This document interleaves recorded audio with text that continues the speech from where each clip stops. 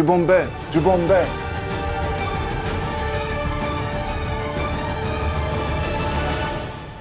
Bonsoir. Bienvenue au Pop & Comics Bar. Tout d'abord, nouvel élément de décor. Sublime machine à café vintage avec percolateur d'une splendide couleur bleue avec son incroyable buse en métal pour effectuer de splendides latte macchiato. Bon, vous l'aurez sûrement compris, aujourd'hui je vous parle de Black Panther.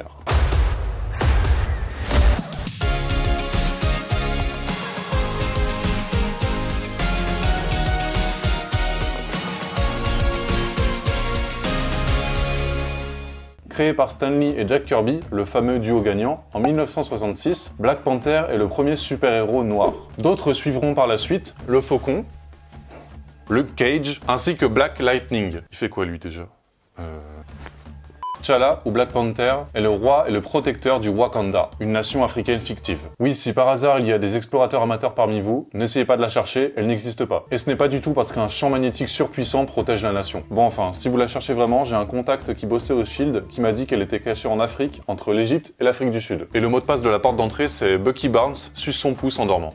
En France, suite à une erreur de traduction approximative, il est initialement nommé Pantherman. Mais il changea en 1974 pour le nom actuel qu'on connaît bien, la Panthère Noire. Stan Lee a trouvé son nom non pas en regardant un reportage animalier sur France 3, mais en s'inspirant d'un char de guerre de la Seconde Guerre mondiale, le 761e Tank Bataillon. L'insigne de celui-ci étant une Panthère Noire. Le Wakanda tient sa puissance d'une météorite de vibranium qui s'est écrasée il y a belle lurette sur le pays et qui a permis à celui-ci de se développer beaucoup plus vite par rapport aux autres pays du monde et surtout à prendre une avance considérable technologiquement parlant. On va pas se mentir, c'est surtout grâce à Shuri, elle a vraiment mâché tout le travail. T'Challa quant à lui doit surtout protéger le vibranium et éviter qu'il ne tombe entre de mauvaises mains. Le vibranium est notamment utilisé quasiment partout chez les Avengers, notamment dans le bouclier de Captain America, ou encore le bras en vibranium de Bucky Barnes, ou encore certaines inventions de Tony Stark. Parmi les super vilains qui convoitaient le vibranium wakandais, on peut retrouver le fameux Ulysse Klaue. C'est un super méchant grave cool dans les comics, mais dans le film Black Panther, il passe clairement pour un gros bouffon. C'est le vieux hipster qu'on voit dans le film avec un faux bras articulé en vibranium, qui l'ouvre comme ça et qui tire des missiles. Piou, piou, piou, piou, piou, piou. Pour devenir officiellement la Panthère Noire, le chef des Wakandais se doit de gravir le gigantesque et incroyablement dangereux Mont Kanda, à la recherche d'une herbe en forme de cœur, l'herbe-cœur.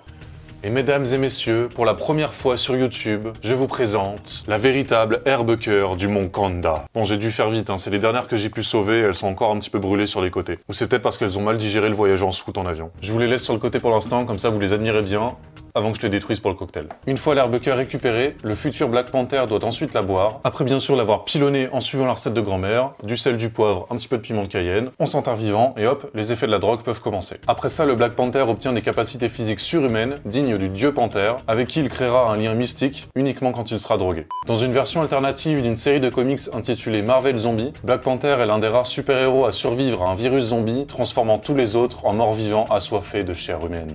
Passons maintenant à l'adaptation la plus célèbre de ce comics, Black Panther, le film, sorti en 2018 avec Chadwick Boseman dans le rôle de la Panthère Noire. Puisse-t-il reposer en paix. Et réalisé par Ryan Coogler. C'est le 18e film du MCU, Marvel Cinematic Universe, et le 6e de la phase 3. Et c'est clairement un des plus gros succès au box-office mondial. 1,3 milliard de dollars pour seulement 200 millions de budget. Il est devenu grâce à ça le 9e film le plus rentable de tous les temps. Il a notamment été remarqué pour sa représentation de la culture africaine et afro-américaine, et a été en 2019 le premier film de super-héros nommé pour l'Oscar du meilleur film. Au total, il sera nommé 7 fois et remportera ceux du meilleur décor, meilleur costume et meilleure musique. Le film se centre sur la succession au royaume du Wakanda quand T'Challa doit prendre la place de son père, mort lors de Civil War. Cependant, un fauteur de troubles extrêmement charismatique qui n'est autre que Michael B. Jordan, alias Killmonger, souhaite prendre sa place et devenir roi pour venger son père. Ah, et comme si ça suffisait pas, c'est également son cousin. Ah, décidément, Marvel et les histoires de famille, ça ne s'arrêtera jamais. Rappelez-vous le petit Thanos. D'ailleurs, j'ai fait une vidéo sur lui, si vous ne l'avez pas vu, c'est vachement sympa. En plus, c'est mon premier Pop Tales, c'est top. C'est trop fun. Le tournage a débuté en 2017 sous le faux nom de Motherland, car le film était extrêmement attendu par les fans. Petite info comme ça, c'est le premier film à sortir en Arabie Saoudite depuis 1980. Chadwick Boseman a délibérément décidé d'interpréter T'Challa avec un accent africain, car il ne voulait pas donner la fausse impression que pour devenir roi en Afrique, il fallait avoir une éducation occidentale. La scène de la course-poursuite en Corée du Sud, vous savez la scène grave stylée avec la voiture télécommandée en vibranium de Shuri, a nécessité 150 voitures et plus de 700 personnes pour la réaliser. Et elle a vraiment été tournée en Corée du Sud, et pas en Corée du fond vert. Est-ce que vous voyez les cicatrices sur le corps de Killmonger, sachant que chacune d'elles représente une vie qu'il a prise? Ça, on l'apprend dans le film. Mais savez-vous qu'il a fallu plus de 3000 prothèses en silicone pour les réaliser? Chacune des cicatrices est posée individuellement et colorée, soit plus de 2 heures de travail par jour.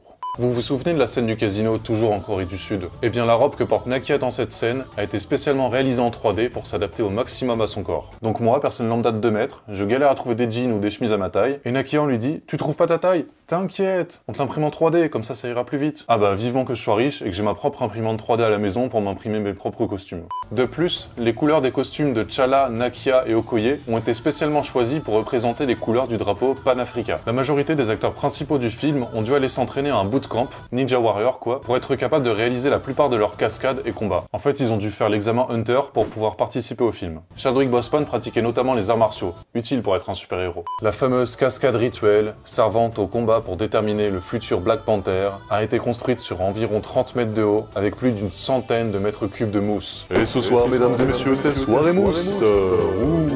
Oh, la dernière fois que j'ai entendu cette phrase, c'était en 2019, je crois, à l'époque où il y avait des boîtes de nuit. Oh, et John Boyega, l'interprète de Finn le Stormtrooper dans Star Wars 7, 8, 9, 10, 11, 12, etc., était pressenti pour jouer le rôle de Black Panther. Alors, à vos avis?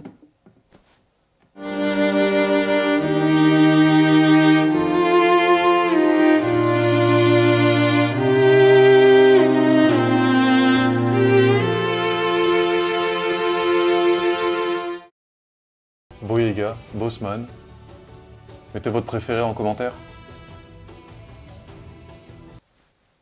Vous vous souvenez de M'Baku, le chef des Jabari, joué par Winston Duke? M'Baku dans le film, c'est le mec qui fait 2,10 m pour 120 kg de muscles, et t'as l'impression qu'il va broyer ta tête avec son petit doigt. Eh bien, il a avoué qu'il a pleuré en visionnant le film, pendant la scène où il dit à T'Challa « Lève-toi, car tu es le roi ». Comme quoi, les apparences sont trompeuses. Pourquoi je fais un accent belge? Et on passe tout de suite au Pop Tales. Transition herbe-cœur. Salut, c'est Chouri. Si vous croisez mon frère, dites-lui que j'avais 2-3 minutes à perdre et que du coup j'ai créé un vaccin contre le Covid avec 2-3 gouttes d'herbe-cœur. C'était vraiment trop facile en plus. Bref, n'oubliez pas que l'alcool est dangereux pour la santé et qu'il est à consommer avec modération. Allez, à plus. Pour ce premier cocktail de Black Panther, j'ai eu la chance, que dis-je, l'incroyable honneur de pouvoir ramener la shop royale wakandaise officielle. Celle-ci m'a été confiée par la maman de T'Challa en main propre. Je vous présente... Du Bombay! Du Bombay! Du Bombay, du Bombay Saphir, le gin. Admirez donc cette incroyable chope faite en vibranium. Ou peut-être en céramique. Pour ce cocktail digne des plus grands guerriers, vous aurez besoin de 4 centilitres de vodka black, 4 centilitres de jus d'ananas fraîchement pressé. Non. 2 centilitres de nectar de banane. 2 centilitres de jus de cranberry myrtille.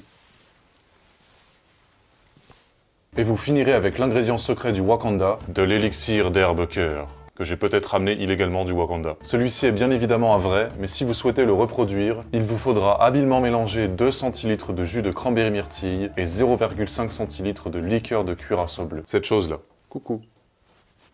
Et pour la décoration, vous utiliserez des petites myrtilles trop mignonnes, quelques feuilles d'ananas, en prenant bien soin qu'il n'y ait pas de traces de vibranium dedans évidemment, ainsi qu'une herbe-cœur pour compléter le tout. Après, si vous n'avez pas d'herbe-cœur, tant pis pour vous, vous n'aurez pas les pouvoirs du Black Panther. C'est triste, hein. Moi je les aurais. Je vais d'abord commencer par préparer un peu de glace pilée. Bon, j'ai pas la technologie de Chouri, du coup je vais prendre mon bon vieux gros marteau.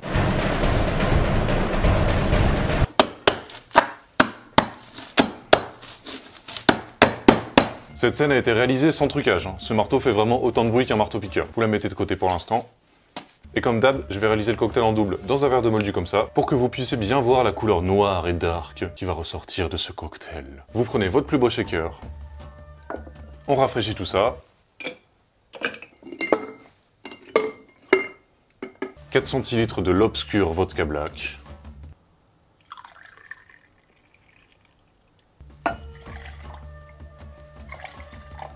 « 4 centilitres de jus d'ananas, des petits coups dans le cul,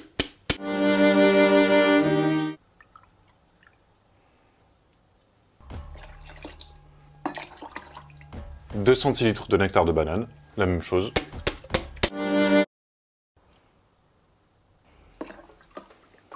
2 centilitres de jus de cranberry myrtille,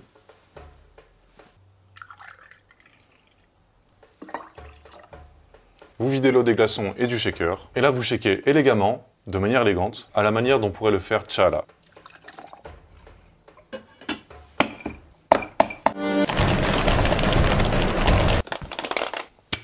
Et vous versez délicatement.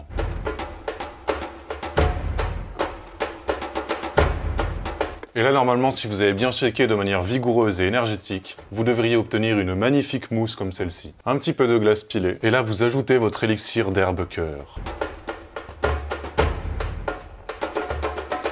Les petites pailles en vibranium. C'est toujours du cuivre, en fait. Et vous ajoutez la décoration. Une délicate poignée de myrtille. Les feuilles d'ananas. Et vous complétez par vos magnifiques herbes cœur légèrement cramées, dû à un petit incident causé par ce fameux Killmonger.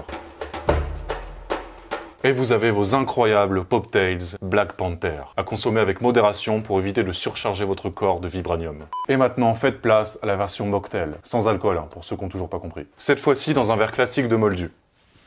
C'est faux, bien évidemment. Vous givrez bien votre verre, comme d'habitude. Toujours au shaker, 8 centilitres de jus d'ananas. 5 centilitres de nectar de banane. 4 centilitres de cranberry myrtille.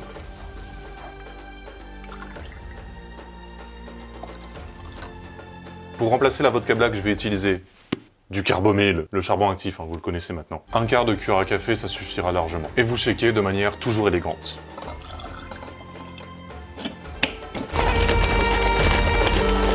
Et vous versez un petit peu de glace pilée, les petites feuilles d'ananas, et cette fois-ci une petite touche de framboise avec les myrtilles, parce que j'avais envie. Et bien évidemment la petite paille en vibranium réutilisable. Et voilà, vous avez vos Pop-Tails Black Panther. J'espère que cette incroyable vidéo vous a plu. N'hésitez pas à vous abonner en l'honneur de Chadwick Boseman. Mettez un like si ces fantastiques Pop-Tails vous ont plu. Moi je vous dis à la semaine prochaine pour une nouvelle vidéo incroyable, cocktailiquement vôtre. Wakanda pour toujours.